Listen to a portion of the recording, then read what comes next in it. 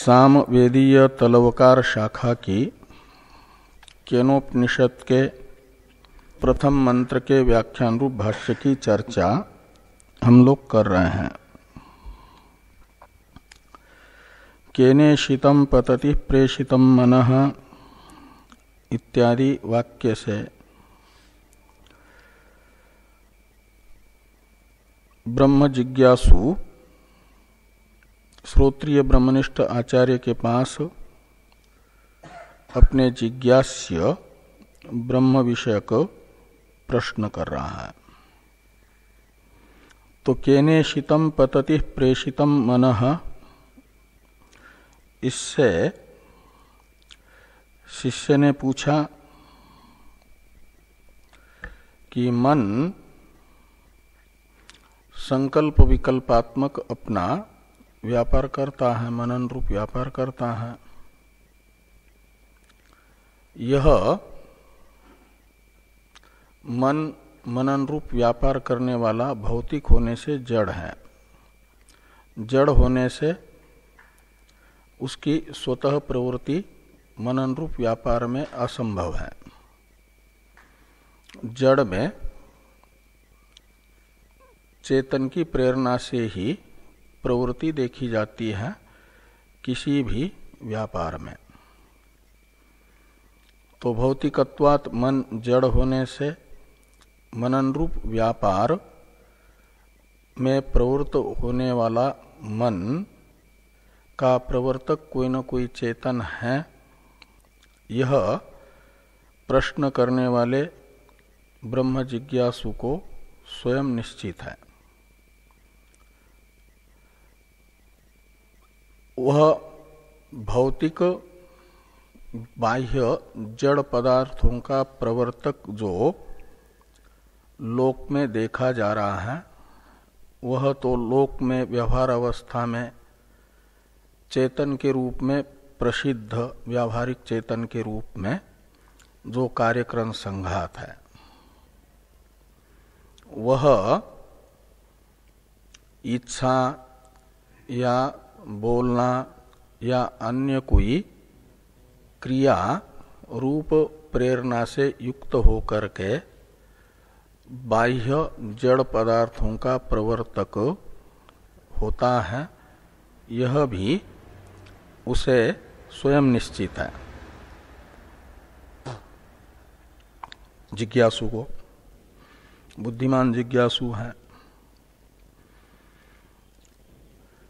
तो उसे ये मालूम है कि लोक में अभी तक जो भी प्रेरक भाव देखा गया, वहां पर प्रेरक लौकिक इच्छादि रूप किसी न किसी प्रेरणा रूप विशेष से युक्त है, सविशेष है। तो बाह्य जड़ पदार्थों का प्रेरिता सविशेष होता है। ऐसा ही आध्यात्मिक जड़ कार्यक्रम संघात का प्रेरक जो चेतन है, वह किसी न किसी अपने प्रेरणा रूप व्यापार आत्मक विशेष से युक्त सविशेष है या निर्विशेष है। आध्यात्मिक कार्यक्रम संघात का प्रेरक चेतन वह सविशेष है कि निर्विशेष है, इसका निर्धारण उसके मन में नहीं है।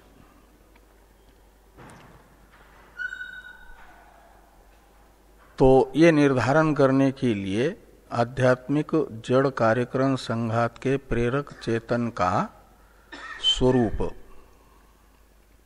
सविशेष है कि निर्विशेष है, इसका निर्धारण करने के लिए केनेशितं पतति प्रेषितं मनः इत्यादि वाक्य से ब्रह्म जिज्ञासु अपनी ब्रह्म विषयक जिज्ञासा आचार्य के सामने रख रहा है।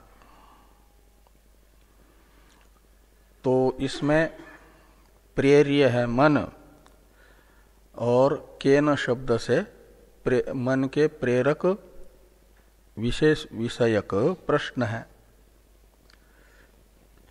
तो प्रेर्य मन के दो विशेषण दिए गए हैं इस वाक्य में, एक ईशितम और दूसरा प्रेषितम। तो ईशितम प्रेषितम मनः पतति, तो पतति का अर्थ है स्व विषयम प्रति गच्छति, स्व व्यापारम निर्वर्तयति, स्व व्यापारम कर्तुम प्रवर्तते, ये पतति का अर्थ निकलेगा। तो ये जो ईशित प्रेषित मन है वह अपने व्यापार का निर्वर्तन करने के लिए प्रवृत्त हो रहा है। तो किससे प्रेरित हुआ? वह अपने मनन रूप व्यापार में प्रवृत्त हो रहा है। उसका प्रेरक विशेष कौन है? यह केने शीतम पतति प्रेषितम मनः, इससे प्रश्न है। तो इसमें ईशितम और प्रेषितम ये जो दो विशेषण हैं, इसके सार्थक्य के विषय में चर्चा चल रही है भाष्य में। तो भाष्यकार भगवान ने ये कहा कि यदि केवल प्रेषितम इतना मात्र एक विशेषण देंगे, ईशितम यह विशेषण नहीं देंगे मन का, तो दो जिज्ञासाएं होगी। केन प्रेषितम मनः स्वविषयम प्रतिगच्छति, ये वाक्य बनेगा, और इस वाक्य में दो जिज्ञासाएं निकल आएगी, जो दो आकांक्षाएं होगी। एक तो मन का प्रेरक विशेष कौन है, ये आकांक्षा, और दूसरी उस मन के प्रेरक विशेष की प्रेरणा विशेष कौन सी है, ये एक आकांक्षा होगी। प्रेरणा विशेष विषयक और प्रेरक विशेष विषयक दो आकांक्षाएं उपस्थित होगी यदि एक ही विशेषण देंगे तो। इसलिए ईशितम ये दूसरा विशेषण दिया है। ईशितम ये दूसरा विशेषण होने से ये अर्थ निकलता है, भाष्यकार भगवान ने कहा उभयम तद उभयम निवर्तते ईशितम इति उक्तेतु। तो ईशितम ये विशेषण देने से उभय आकांक्षा निवृत्त होती है। उभय आकांक्षा निवृत्त होती का अर्थ है दोनों आकांक्षाएं नहीं रहती हैं, ये बात नहीं। एक सत्वेपि द्वयम नास्ति, ये एक नियम है। द्वयाभाव उभयाभाव दो प्रकार का होता है। दो में से एक हो एक न हो तब भी कहा जा सकता है दोनों दो नहीं है, एक ही है। और दोनों भी न हो तब भी कहा जा सकता है दोनों नहीं है। तो यहां जो प्रेषितम कहने से दो आकांक्षाएं हो रही थी, प्रेषक विशेष विषयक और प्रेरणा विशेष विषयक, ये आकांक्षा द्वय ईशितम कहने पर निवृत्त होता है। तद उभयम निवर्तते का अर्थ है। तो दोनों निवृत्त होते तो फिर प्रश्न आकांक्षा ही नहीं है, तो प्रश्न कैसे होगा?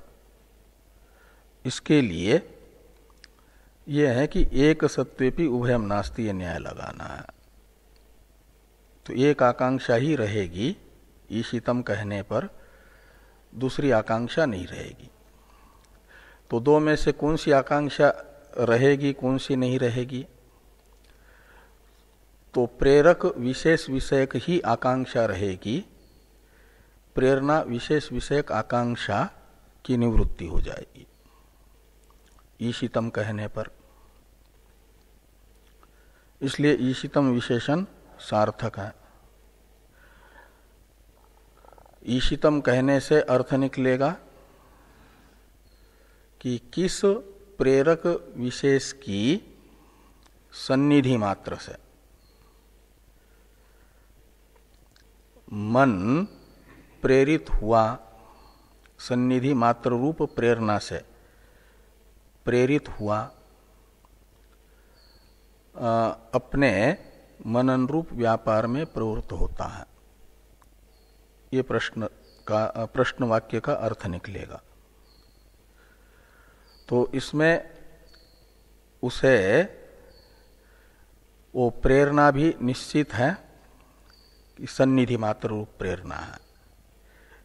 तो जिस अर्थ का निर्धारण है उस अर्थ विषयक आकांक्षा नहीं होती, जिज्ञासा नहीं होती, इसलिए प्रेरणा विषय तो निश्चित हो जाएगी, सन्निधि मात्र रूप प्रेरणा है। तो सन्निधि मात्र रूप प्रेरणा से जिसकी सन्निधि मात्र रूप प्रेरणा से मन अपने मनन रूप व्यापार में प्रवृत्त हो रहा है, वह मन का सन्निधि मात्र से प्रेरक चेतन कौन है, यह आकांक्षा हो जाएगी। एक ही प्रेरक विषयक मात्र आकांक्षा रहेगी, दोनों नहीं रहेगी। एक सत्वेपि द्वयम नास्ति इस न्याय के अनुसार। तो इस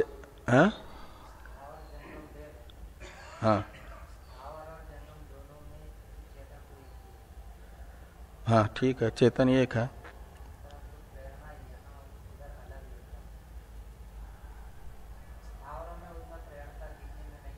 हाँ, तो वहाँ भी होती है। जो स्थावर में भी व्यापार दिखता है, वृक्षों में कहते हैं उनके पास कोई बड़ा उनको पानी वगैरह डालने के लिए, खाद डालने के लिए प्रेम से जाता है तो खिले हुए से प्रतीत होते हैं, हर्ष होता है उनको। लेकिन उनके मन की वो जो हर्ष अवस्था है उसको देखने के लिए थोड़ा अपनी दृष्टि को उनके मन के साथ जोड़ना पड़ता है। और कोई कुल्हाड़ी लेकर के जा रहा है कि इसको ऐसा विचार करते हुए ऐसा ऐसा ऐसा ऐसा काटूंगा, तो वो जो मन के वाइब्रेशन है वो स्थावर योनि के पेड़ के मन में जाते हैं, लेकिन उसमें सामर्थ्य नहीं है कि उसे रोके या वहाँ से भाग जाए, इसलिए उसे वो टूटना पड़ जाता है। लेकिन उस समय वो सिकुड़ जाता है, उस समय उसके मन में भी भय होता है। और वो सारे व्यक्ति का मन जैसा होगा उसके शरीर में वैसा प्रभाव पड़ता है। वृक्षों का भी ऐसा होता है, लेकिन उसे देखने के लिए वैसी दृष्टि होनी चाहिए। वो तब आती है जब हम अपने मन को स्थूल से निकाल करके सूक्ष्म जगत के ही विचार में लगाते हैं, तब वो उनके मन का वाइब्रेशन पहचानने की और उनके मन की जो प्रतिक्रियाएं उनके शरीर में होती है उसको भी पहचानने की शक्ति आ जाती है। यहाँ तो मनुष्य के मन को नहीं पहचान पा रहा आजकल, तो स्थावरों की तो अलग ही बात है। तो ये जो ईशितम प्रेषितम, इन दो विशेषणों का सार्थक्य भाष्यकार भगवान ने बताया। इस पर पूर्व पक्षी की एक शंका थी। एक यानी प्रेषितम शब्द का वही अर्थ है, कहते इतना ही अर्थ आपको निकालना है यदि कि किसकी सन्निधि मात्र रूप इच्छा से प्रेरित होकर के मनन रूप व्यापार में प्रवृत्त होता है, तो इतना अर्थ तो ईशितम पद प्रयोग मात्र से ही निकल आता है, तो प्रेषितम शब्द व्यर्थ हो जाता है। और दूसरी बात, यानी एक तो प्रेषितम पद का वैयर्थ्य, एक दोष बताया पूर्व पक्षी ने, और दूसरा दोष आता है पूर्व पक्षी के दृष्टि में सिद्धांत मत में शब्दाधिक्यात अर्थाधिक्य होना चाहिए। अपर्याय शब्द भेद अर्थ भेद का व्याप्य होता है, अर्थ भेद व्यापक माना जाता है। तो यहां पर ईशितम और प्रेषितम ये दो पद प्रयोग हैं अपर्याय, तो इनका अर्थ भेद भी होना चाहिए, नहीं तो एक ही पद से कार्य चल जाता है। तो ये जो दो दोष हैं, तो इसलिए अर्थाधिक्य मानना है यदि, तो फिर क्या अर्थ निकालोगे पूर्व पक्षी को, सिद्धांति ने पूछा। तो पूर्व पक्षी का कथन है कि ईशितम शब्द का अर्थ निकलेगा इच्छा मात्र रूप प्रेरणा से प्रेरित हुआ, और प्रेषितम शब्द का अर्थ निकालो इच्छा से अतिरिक्त वदन रूप क्रिया या अन्य दूसरी हाथ से इशारा करके प्रेरित करना या आंख से इशारा करना या स्वयं क्रिया करके प्रवर्तित करना, ये इच्छा से अतिरिक्त जो प्रेरणाएं होती हैं उन प्रेरणाओं से प्रेरित हुआ मन अपने व्यापार में प्रवृत्त होता है। ऐसा प्रेषितम पद का अर्थ करो।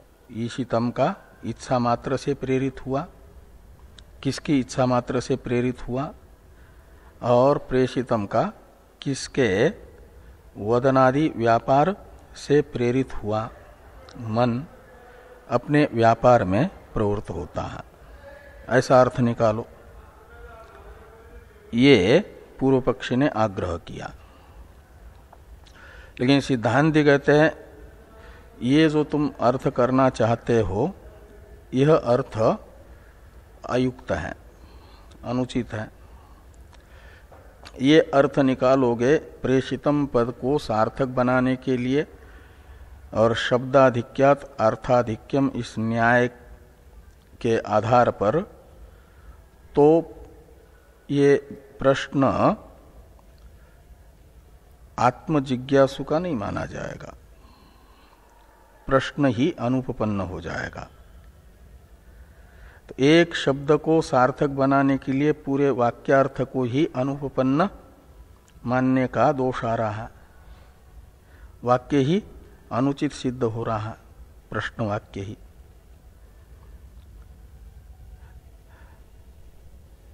क्योंकि ये देखना है कि प्रश्न करने वाला कौन है। तो प्रश्न करने वाला है जो कार्यक्रम संघात है कर्म फलात्मक, इससे विरक्त, और नित्य कार्यक्रम संघात से अतिरिक्त कर्म फल से अतिरिक्त जो नित्य वस्तु है उसको जानना चाहता है, जिज्ञासु है, उसका ये प्रश्न है।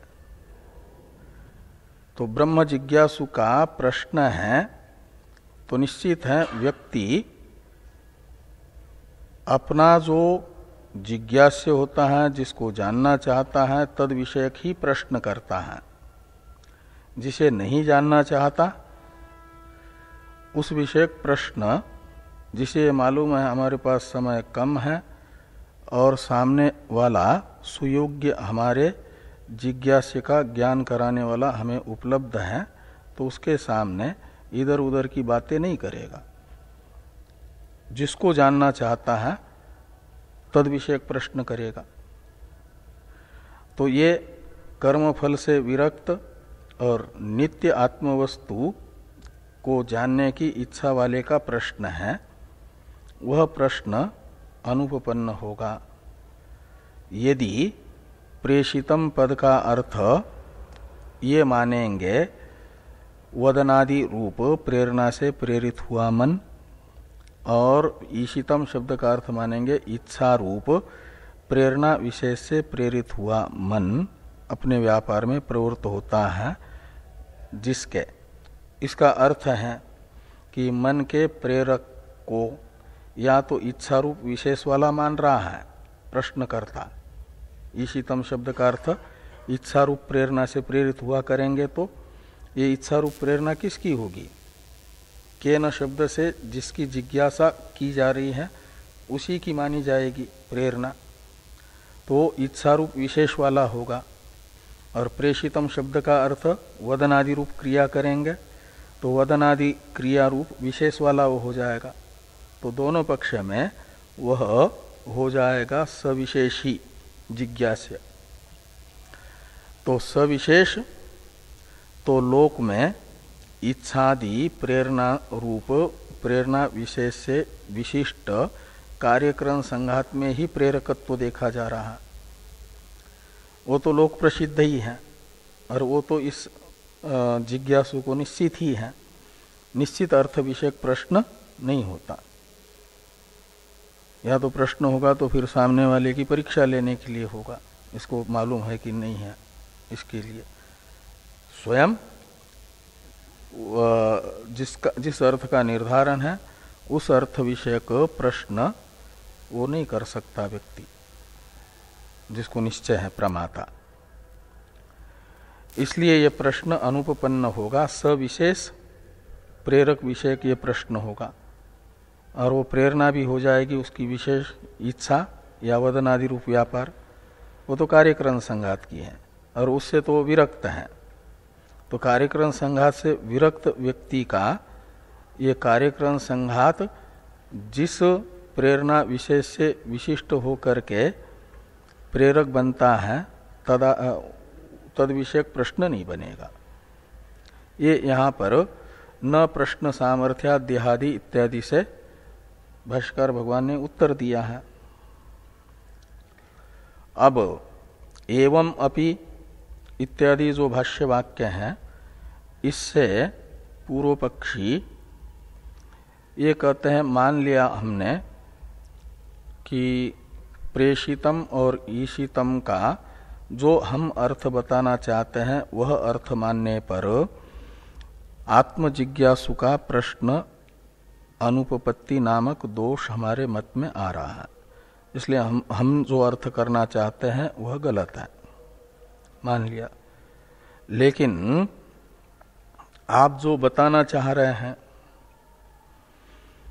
कि जिस चेतन की सन्निधि मात्र रूप प्रेरणा से प्रेरित हुआ मन अपने व्यापार में प्रवृत्त होता है, वह चेतन कौन है, ये आप कह रहे हैं ना। तो ये प्रश्न तो ईशितम इस एक विशेषण से ही निकल आता है। तो प्रेषितम ये जो द्वितीय विशेषण है वह निरर्थक है। ये जो दोष हमने दिखाया प्रेषितम पद में वैयर्थ्य नामक, वो दोष तो वैसा का वैसा बना रहा, उसकी निवृत्ति कैसे होगी? यह प्रश्न पूर्व पक्षी सिद्धांति के प्रति कर रहे हैं एवं अपि इत्यादि से। इसे देखिए,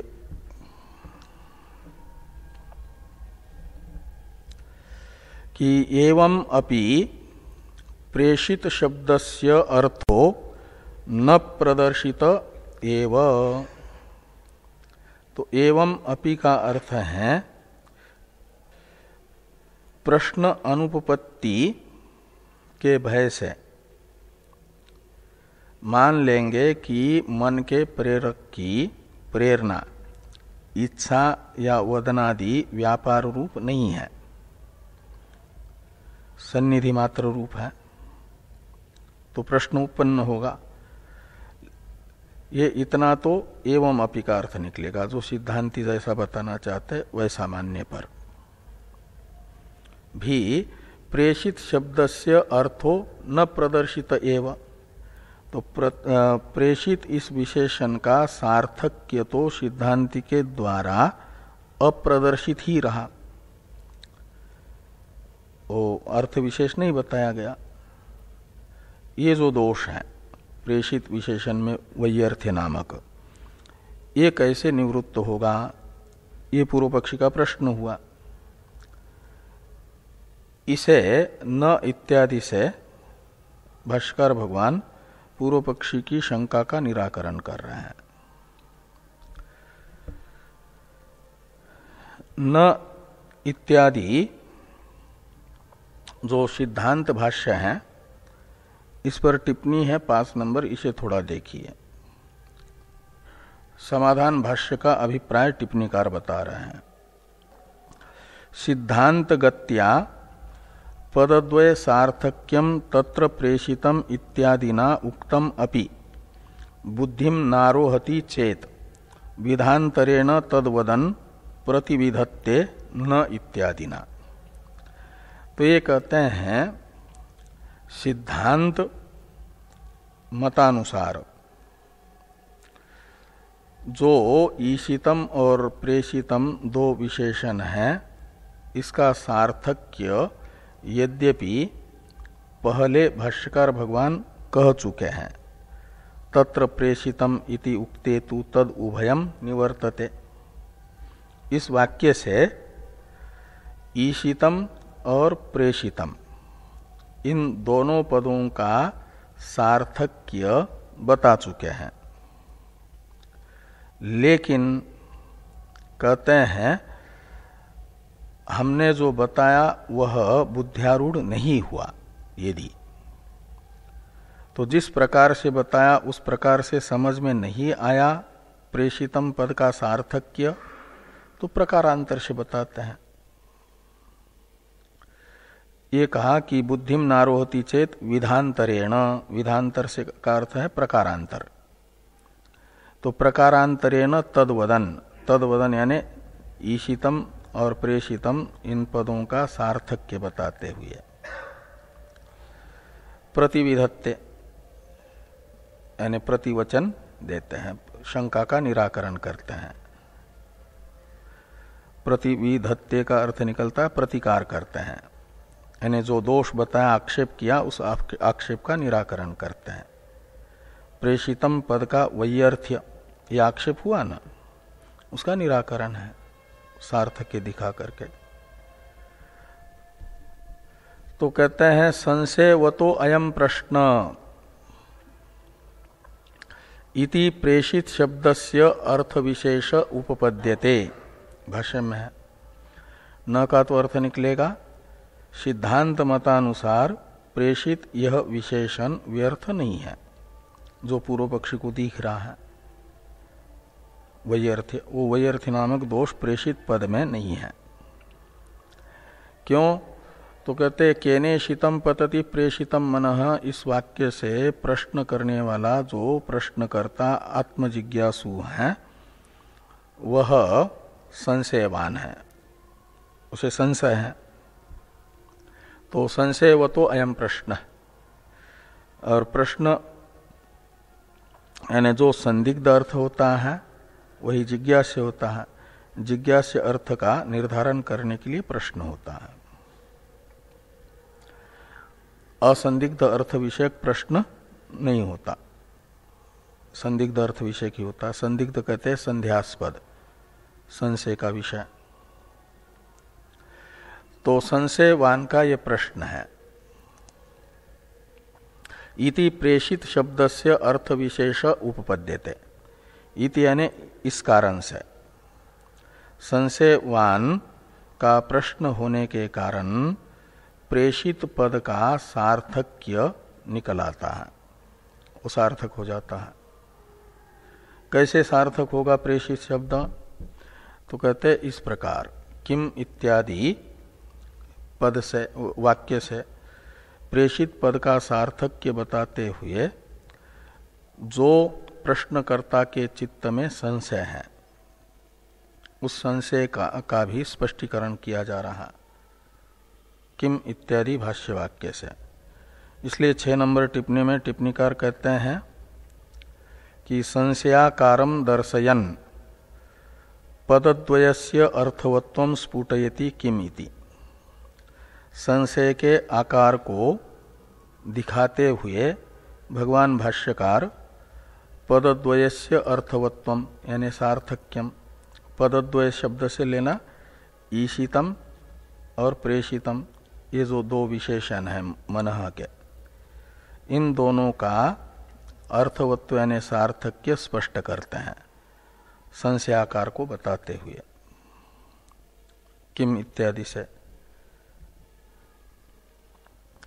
तो भाष्य को देखिए अब, किम यथा प्रसिद्धम एव कार्यकरण संघातस्य प्रेषयितृत्वम किम वा संघात व्यतिरिक्तस्य स्वतंत्रस्य इच्छा मात्रेण एव मन आदि प्रेषयितृत्वम इति अस्य अर्थस्य प्रदर्शनार्थम केनेशितम पतति प्रेषितम मनः इति विशेषण द्वयम उपपद्यते, ऐसा है। तो संशयवान जो जिज्ञासु हैं उसके मन में ये मनादि आध्यात्मिक जड़ कार्यक्रम संघात के प्रवर्तक के विषय में संशय है। संशय का विषय भी उसका जो जिज्ञास्य वो है आध्यात्मिक कार्य जड़ कार्यक्रम संघात का जो प्रेरक चेतन, उसके विषय में संशय है। और संशय का आकार है कि यथा प्रसिद्धम एव कार्यक्रम संघातस्य प्रेषयितृत्वम, तो जैसे लोक में कार्यक्रम संघात का प्रेरकत्व प्रसिद्ध है, वो इच्छा और वदनादि रूप प्रेरणा को लेकर के सविशेष प्रेरिता है कार्यक्रम संघात। ऐसे ही मनादि का जो प्रेरक है, क्या वह इच्छादि प्रेरणा विशेष से युक्त कार्यक्रम संघात ही है? वही अपना भी प्रेरक है इच्छादि को लेकर के? या एक संशय की अंतपाती कुटी एक ये हुई, लोक में बाह्य जड़ पदार्थों का जो प्रेरक है वही कार्यक्रम संघात अंतपाती मनादि का प्रेरक है या उससे अतिरिक्त है? तो ये संशय अंतपाती एक कोटि हुई। दूसरी कोटि बताई जा रही है, किं वा संघात व्यतिरिक्तस्य स्वतंत्रस्य इच्छा मात्रेण एव मन आदि प्रेषयितृत्वम, ये दूसरी कोटि है। कि अथवा, वा का अर्थ है अथवा, संघात व्यतिरिक्त, ये जो कार्यक्रम संघात है स्थूल शरीर और सूक्ष्म शरीर, इनसे अतिरिक्त कोई स्वतंत्र चेतन है और वह इच्छा मात्रेण, इसमें इच्छा शब्द सन्निधि का परामर्शक है, इसलिए इच्छा मात्रेण का अर्थ है सन्निधि मात्रेण।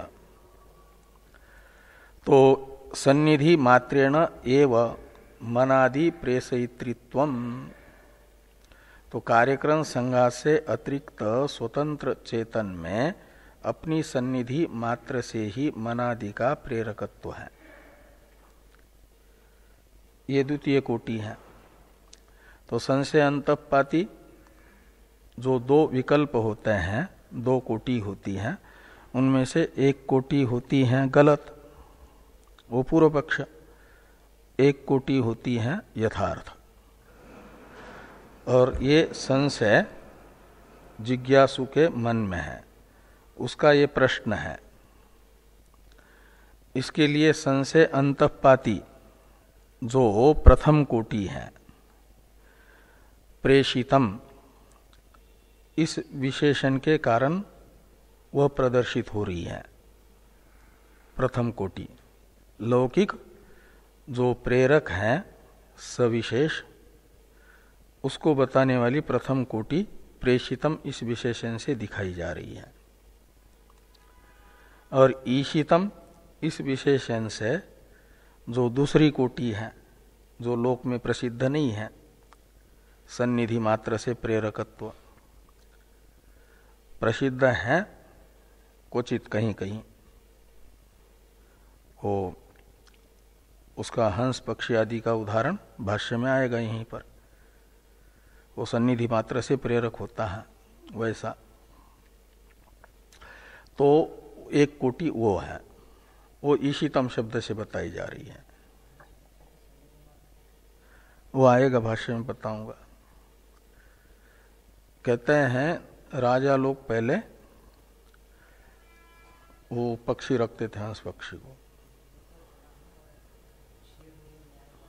हाँ, वो वाला नहीं, वो भोजन के समय वो आँख में परिवर्तन होता है। यदि भोजन में कुछ विषैला पदार्थ मिला हुआ होगा और वो विषैला पदार्थ सामने आएगा हंस पक्षी के, तो उसकी आँख का रंग बदल जाता है, परिवर्तन होता है। और नहीं बदलता है, भोजन बिल्कुल शुद्ध है, कुछ मिला हुआ नहीं है, तो आँख निर्विकार रहेगी।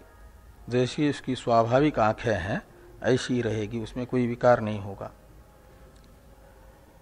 तो राजा की प्रवृत्ति हो जाती है। जब हंस पक्षी का आंख निर्विकार रहता है भोजन सामने होने पर भी, तो राजा समझ लेता है कि ये भोज्य है, इसमें कुछ मिला हुआ नहीं है, तो खाने में राजा की प्रवृत्ति होती है। क्या? हाँ, लोह चुंबक का भी उदाहरण है, उस पक्षी का भी है। तो ये है सन्निधि मात्र से प्रवर्तकत्व का उदाहरण। ऐसे तो ये ईशितम शब्द से वो सन्निधि मात्र से मनादि का प्रेरक चेतन विषयक प्रश्न है, वो संशयांत प्रतिकोटि वो आएगी।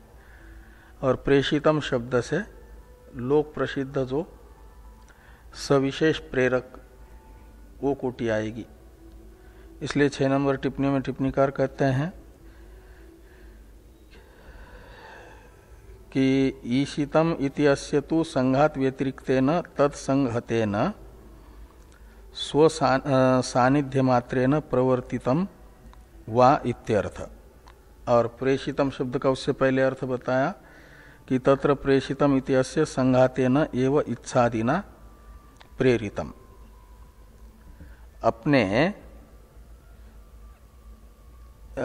इच्छादि रूप जो प्रेरणा विशेष, उसी से संघात ही स्वयं का प्रेरक है। ये पूर्व पक्ष की कोटि एक रहेगी। उसे दिखाने के लिए प्रेषितम ये विशेषण है। इस प्रकार ये दोनों विशेषण सार्थक हो जाते हैं। ये सार्थक के प्रकारांतर से भाष्यकार भगवान ने बताया। पहले तो एक बताया था कि उभय आकांक्षा निवर्तते, एक ही प्रेरक विशेष विषयक आकांक्षा रहेगी, प्रेरणा विशेष विषयक आकांक्षा की निवृत्ति होगी ईशितम कहने से।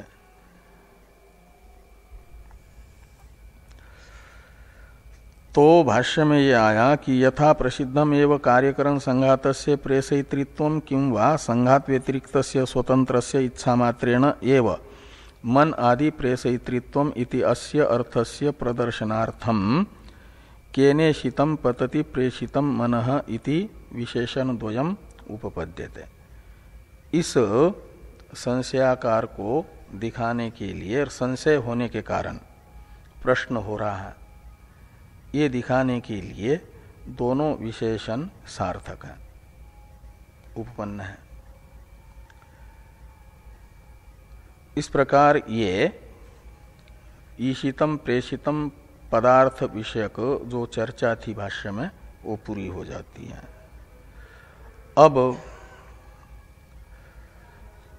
ये जो वाक्य है केनेशितम पतति प्रेषितम मनः, इससे ये बताया जा रहा है कि जिज्ञासु का मन के प्रेरक चेतन विषयक प्रश्न है। तो ये प्रश्न ही अनुपपन्न है। इस प्रकार की शंका उन लोगों के द्वारा की जा रही है जो मन को स्वतंत्र मानते हैं और स्वयं से ही उसकी प्रवृत्ति मानते हैं, उसका कोई प्रवर्तक नहीं है, स्वयं ही अपने से प्रवृत्त होगा, ऐसा मानते हैं। जो मन का स्वातंत्र्य स्वीकार करने वालों की शंका का निराकरण किया जा रहा है। इसलिए पहले उनकी शंका है ननु इत्यादि से। ननु इत्यादि का अवतरण है टीका में, तो देखिए, मनसः स्वातंत्र्यात् स्वव्यतिरिक्त प्रवर्तक संभावना अभावात् प्रश्नो न घटते इति आक्षिप्य समाधत्ते ननु स्वतंत्रम इत्यादि न। कहते मन स्वतंत्र है, इसलिए मन में कोई अन्य प्रवर्तक उपपन्न नहीं होगा, अन्य प्रवर्तकत्व की संभावना नहीं रहेगी। तो मनस स्वातंत्र्यात्, मन स्वतंत्र होने से, स्वव्यतिरिक्त प्रवर्तक संभावना अभावात्, तो मन की स्वतंत्र होने से मन का प्रेरक मन से अतिरिक्त दूसरा कोई नहीं होगा, संभावना नहीं है उसकी। इसलिए ये जो मन के अतिरिक्त प्रेरक विषयक प्रश्न है आत्मजिज्ञासु का, वह अनुपपन्न है, अनुचित है, अयुक्त है। इस प्रकार का आक्षेप करके निराकरण किया जा रहा है। तो पहले आक्षेप बताया जा रहा है ननु इत्यादि से। तो ननु स्वतंत्रम मनः स्वविषये स्वयं पतति इति प्रसिद्धम। मन तो स्वतंत्र है, इसलिए वह किसी की प्रेरणा के बिना स्वयं ही अपना व्यापार मनन करने के लिए प्रवृत्त होगा।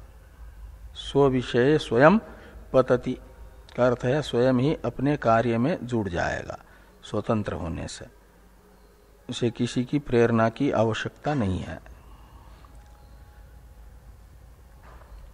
तत्र कथम प्रश्न उपपद्यते इति। तो कहते हैं फिर ये जो प्रश्न है वह कैसे उत्पन्न होगा, वो प्रश्न तो अनुत्पन्न ही रहेगा। पहले पदार्थ विषयक विचार हुआ, वाक्यार्थ पर आक्षेप करके समाधान। पहले पदार्थ पर आक्षेप था, उसका समाधान हुआ। व्याख्यान का लक्षण तो 5 प्रकार होते हैं, 5 कृत्य होते हैं। पदच्छेद पदार्थोक्ति विग्रहो वाक्य योजना आक्षेपस्य समाधानम व्याख्यानम पंचलक्षण। तो केनेशितम पतति प्रेषितम मनः, ये जो मंत्र का प्रथम अंश है, इसकी व्याख्या भाष्यकार भगवान कर रहे हैं। इसलिए पहले पदच्छेद पदार्थोक्ति विग्रह करके वाक्य योजना करके अब आक्षेप समाधान हो रहा है। पहले ईशितम प्रेषितम पदार्थ पर आक्षेप और समाधान हुआ, पदार्थ पर आक्षेप का समाधान होने पर वाक्यार्थ पर आक्षेप और समाधान होगा, तो फिर व्याख्यान पूरा हो जाएगा। उस दृष्टि से ये ननु इत्यादि से आक्षेप है वाक्यार्थ पर। केनेशितम इत्यादि वाक्य का अर्थ है प्रश्न, आत्मजिज्ञासु का आत्म विषयक प्रश्न, और इस आत्म विषयक प्रश्न की ही अनुपपत्ति विषयक ये आक्षेप है। इसलिए कहा कि स्वतंत्रम मनः स्वविषय स्वयं पतति इति प्रसिद्धम। तत्र कथम प्रश्न उपपद्यते इति। तो जब मन का स्वातंत्र्य प्रसिद्ध है, वो स्वयं ही प्रवृत्त हो रहा है, तो आप कैसे ये प्रश्न मन के प्रवर्तक विषयक मानते हो? इस प्रकार की ये शंका हुई, आक्षेप हुआ। उच्चते इत्यादि से समाधान किया जा रहा है। यदि स्वतंत्रम मनः प्रवृत्ति निवृत्ति विषयम स्यात् तर्हि सर्वस्य अनिष्ट चिंतनम न स्यात्। अनर्थंच ध्यानन संकल्पयति अति उग्रे च कार्ये वार्यमाणम अपि प्रवर्तत एव मनः तस्मात् युक्त एव केनेशितम इत्यादि प्रश्न। तो ये कह रहे हैं कि जैसा तुम मान रहे हो मन को स्वतंत्र, ऐसा प्रवृत्त निवृत्त होने में मन यदि स्वतंत्र होता तब तो कोई भी नहीं चाहता है अनिष्ट चिंतन करना, सब चाहते हैं इष्ट चिंतन ही चाहते हैं। इष्ट चिंतन करना, ध्यान करना चाहते हैं, लेकिन ध्यान में नहीं लगता और ध्यान में बैठने पर भी इधर उधर की बातों का ही चिंतन करता है, विषयों का। विषय चिंतन हमारे मन से न हो, आत्मचिंतन हो, प्राय लोग चाहते हैं, लेकिन नहीं होता। मन यदि स्वतंत्र होता, और इच्छा भी मन का ही धर्म है, और उसकी चाह तो है आत्मचिंतन की। अनात्मचिंतन, विषय चिंतन जो अनर्थ का हेतु है, ध्याय तो विषयान पुंस संगस्ते सुपजायते के अनुसार बुद्धिनाशात प्रणश्यति, इस श्लोक से बताया कि विषय चिंतन अनर्थ का हेतु है। तो उस अनर्थ के हेतुभूत विषय चिंतन में न चाहते हुए मन क्यों प्रवृत्त होता है? यदि स्वतंत्र होता तो ये अनिष्ट चिंतन उससे नहीं होना चाहिए, इष्ट चिंतन ही होना चाहिए। यही कह रहे हैं कि यदि स्वतंत्रम मनः प्रवृत्ति निवृत्ति विषयम स्यात् तर्हि सर्वस्य अनिष्ट चिंतनम न स्यात्। तो कोई भी अनिष्ट चिंतन नहीं करेगा, उसके अभिष्ट का ही चिंतन उसके मन से होगा, मन स्वतंत्र होता तो। अनर्थंच ज्ञानन संकल्पेति, समझता है कि मैं गलत कर रहा हूं, तब भी वैसा ही सोचता है। सोचना है तो उसे समझ रहा है कि ऐसा चिंतन करने से मेरा अनर्थ होगा, तब भी क्यों करता है चिंतन? इसका अर्थ है कि वो चिंतन करने में स्वतंत्र नहीं है, कोई उसे चिंतन में लगाने वाला है। तो वो जैसा लगाता है ऐसा मन करता है। आगे यही कहते हैं, अत्युग्र दुखे च कार्ये वार्यमानम अपि प्रवर्तत एव मनः। और अत्युग्र दुख यानी तत्काल अधिक दुख का हेतुभूत जो साधन है, उस साधन से मन को हटाने पर भी बलात् मन प्रवृत्त हो जाता है, सद्य दुख उपस्थित करने वाले कार्य में भी प्रवृत्त हो जाता है। ऐसा स्वतंत्र होता तो न करता। यही कह रहा कि तस्मात् युक्त, इसलिए मानना चाहिए कि वो स्वतंत्र नहीं परतंत्र है, वो किसी की प्रेरणा से प्रवृत्त होता है। तो तस्मात् युक्त एव केनेशितम इत्यादि प्रश्न। तो जब उसका कोई न कोई प्रवर्तक है, वो स्वतंत्र नहीं है, पराधीन है, तो जिसके अधीन है, जिसके अधीन रह करके वह मनन करता है, वह कौन है? मन का स्वामी, मन का प्रवर्तक। ये प्रश्न उपपन्न है, ये यहां पर कहा गया। यहां तक व्याख्या जो प्रथम कंडिका है उसके प्रथम अंश की है। केनेशितम पतति प्रेषितम मनः, इसमें अवान्तर 4 वाक्य है ना। पहला वाक्य है केनेशितम पतति प्रेषितम मनः, केन युक्त प्राण प्रथम प्रैति, केन प्राण प्रथम प्रैति युक्त, और केनेशिताम वाचमिमाम वदन्ति, ये तीसरा। और चौथा है चक्षु श्रोत्रम कौदेवो युनक्ति। ये जो 4 अवान्तर वाक्य हैं, उनमें से प्रथम अवान्तर वाक्य का व्याख्यान यहां तक था। भाष्य में। अब द्वितीय अवान्तर वाक्य है केन प्राण प्रथम प्रयति युक्त, इसकी व्याख्या भाष्य में आ रही है। तो केन प्राणो युक्त यानी नियुक्त प्रेरित सन प्रयति यानी गच्छति स्व व्यापारम प्रति। तो किससे प्रेरित हुआ प्राण अपना प्राणन रूप व्यापार करता है, स्पंदनात्मक व्यापार करता है। प्रयति इसमें भी इणगतो धातु है, प्रउपसर्ग है, प्रकर्षेण गच्छति यानी निरंतर वह स्पंदन रूप व्यापार कर रहा है। तो जैसे मन अपंचकृत पंच महाभूतों के सम्मिलित सत्वगुण का कार्य है, ऐसे अपंचकृत पंच महाभूतों के सम्मिलित रजोगुण का कार्य है प्राण। तो पंचभूतों का कार्य होने से भौतिक हुआ, भौतिक होने से जड़ है, तो उसमें भी स्वतः प्रवृत्ति नहीं होगी स्पंदन करने में। स्पंदन रूप व्यापार में वो प्रवृत्त हो रहा है और जड़ है, तो निश्चित है वह किसी चेतन की प्रेरणा से प्रवर्तित हो रहा है। तो जिस चेतन की प्रेरणा से प्रेरित हो रहा है वह चेतन कौन है? यह केन प्राण प्रथम प्रयति युक्त, इस द्वितीय वाक्य का भी अर्थ है। जो प्रथम वाक्य का अर्थ है वही द्वितीय में खाली प्रेर्य बदल रहा है। पूर्व वाक्य में प्रेर्य था मन, यहाँ प्रेर्य है प्राण। तो प्रेर्य विषयक प्रश्न नहीं है, प्रश्न है प्रेरक विषयक। तो मन रूपी प्रेर्य का प्रेरक कौन है? प्राण रूप प्रेर्य का प्रेरक कौन है? और तीसरे अवान्तर वाक्य में पूछा जा रहा है। तो ये तो केन प्राण युक्त नियुक्त प्रेरित सन प्रयति यानी गच्छति स्व व्यापारम प्रति, इसमें प्रथम ये प्राण का विशेषण है।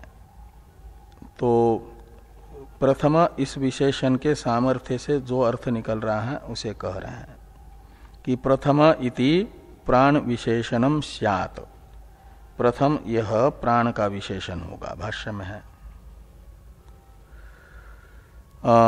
तत्पूर्वकत्वात् सर्वेन्द्रिय प्रवृत्तिनाम, तो तत्पूर्वकत्वात् सर्वेन्द्रिय प्रवृत्तिनाम यानी तत् शब्द से लेना प्राण को। तो प्राण का जो परिस्पंदन रूप व्यापार है उस व्यापार पूर्वक ही बाकी ज्ञानेन्द्रिय और कर्मेंद्रियों की प्रवृत्ति होती है। यदि प्राण का स्पंदन न हो तो चक्षुन्द्रिय रूप ग्रहण नहीं कर पाती, श्रोत्रेंद्रिय शब्द ग्रहण नहीं कर पाएगी, त्वगिंद्रिय स्पर्श ग्रहण नहीं कर पाएगी, और परिस्पंदन के अभाव में वाग इंद्रिय वदन रूप व्यापार नहीं कर पाएगी, हस्त इंद्रिय से लेन देन रूप कार्य नहीं होगा। तो सभी इंद्रियां प्राण, सभी इंद्रियों के व्यापार में प्राण का व्यापार व्याप्त है। प्राण व्यापार से व्याप्त ही हो करके बाकी इंद्रियां अपना अपना व्यापार कर पाती हैं। उसके कारण प्राण का प्राधान्य दिखाने के लिए प्रथम यह विशेषण है। इसे कहा कि प्रथम इति प्राण विशेषणम स्यात् तत्पूर्वकत्वात् सर्वेन्द्रिय प्रवृत्तिनाम। ये द्वितीय अवान्तर वाक्य की व्याख्या यहाँ पूरी हुई भाष्य में। तृतीय अवान्तर वाक्य है केनेशिताम वाचमिमाम वदन्ति, इसकी व्याख्या कर रहे हैं केन ईशिताम वाचम इमाम शब्द लक्षणाम वदन्ति लौकिका। तो वाचम ये द्वितीय होने से वाक शब्द का अर्थ लेना शब्द, हाँ, उच्चार्यमाण शब्द। तो ये जो उच्चार्यमाण शब्द हैं इसे वदंती यानी उच्चारण कर रहे हैं। शब्द अभिव्यक्ति अनुकूल व्यापार लौकिक लोग कर रहे हैं। वक्ता वह किसकी प्रेरणा से कर रहे हैं, यानी वाग इंद्रिय का वदन रूप व्यापार निष्पादन में प्रवर्तक कौन है। ये तृतीय अवान्तर वाक्य से प्रश्न हुआ। चतुर्थ अवान्तर वाक्य की व्याख्या है तथा चक्षु श्रोत्रम च स्वे स्वे विषये कौ देवो द्योतनवान युनक्ति नियुंक्ते प्रेरयति। युनक्ति का अर्थ कर दिया नियुंक्ते प्रेरयति। तो चक्षु इंद्रिय और श्रोत्र इंद्रिय अपने अपने विषय में प्रवृत्त हो रहे हैं। चक्षु श्रोत्र इंद्रिय का विषय है रूप ग्रहण और शब्द ग्रहण, रूप जो व्यापार, उसमें उनकी प्रवृत्ति हो रही है। उसमें प्रवृत्त करने वाला द्योतनवान चेतन देव कौन है, उनका प्रवर्तक वो उपलक्षण है। श्रोत्र चक्षु ये बाकी तीन ज्ञानेन्द्रियों का उपलक्षण है, वाक बाकी चार कर्मेंद्रियों का उपलक्षण है। का मतलब सभी कार्यकरण संघात का प्रवर्तक चेतन कौन है, ये प्रश्न हुआ। अत्युग्रे दुखे ये जो पूर्व में आया था, इस पर एक वाक्य में टीका है, उसको देखिए। अत्युग्र दुख शब्द का अर्थ कर रहे हैं कि अद्यतनिन दुखे द्यूतादि कार्ये, ये कार्य का विशेष है ना अत्युग्र दुख है।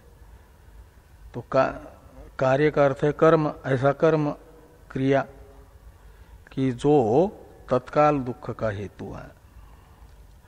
अत्युग्र दुख शब्द का अर्थ कर दिया अद्यतनिन दुख। अद्यतनिन दुख यानी आज ही, अद्यतन कहा जाता है आज को, अद्यतनिन कहते हैं आज ही होने वाला। जैसे भोजन किया तो भोजन का फल तत्काल होता है, क्षुधा की निवृत्ति। ऐसा कार्य जिसका फल अत्युग्र दुख जन्मांतर में नहीं, इस जन्म में भी कुछ वर्षों बाद नहीं, तत्काल होने वाला, ऐसा जो कार्य है, उस कार्य को जान करके भी उससे निवृत्त नहीं हो पाता।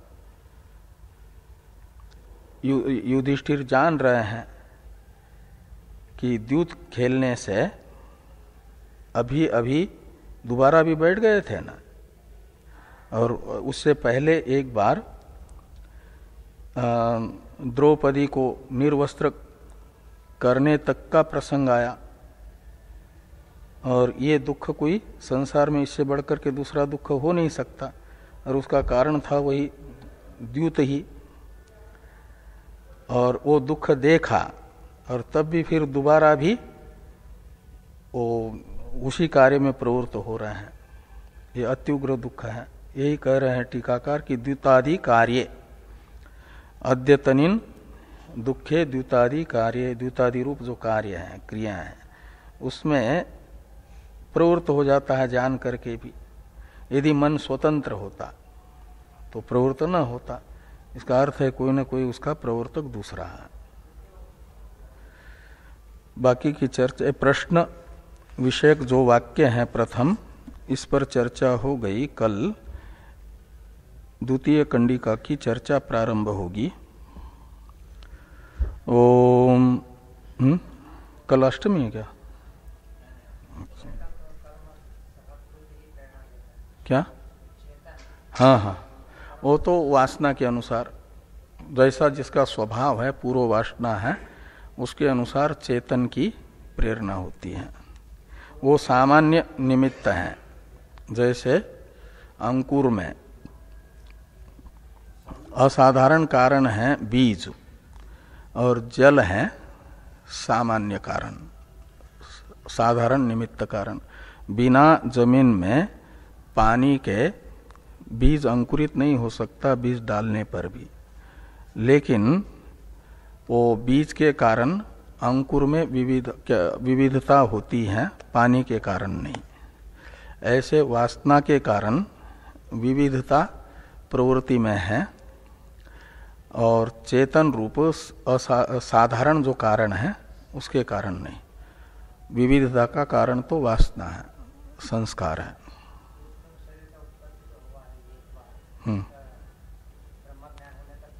रहेगा। हाँ, वो तो अनादि है, पूर्व पूर्व अनादि है ना। हाँ हाँ, वो अनादि है। ओम आप्यायन्तु ममांग